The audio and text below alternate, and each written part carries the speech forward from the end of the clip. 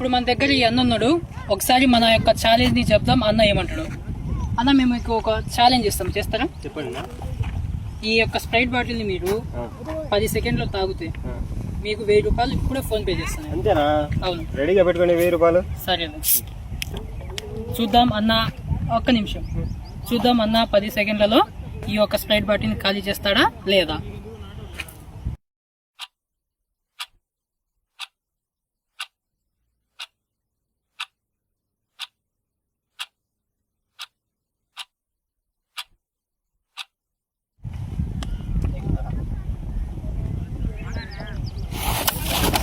क्या हो रहा है भाई? यहाँ पे क्या हो रहा है भाई?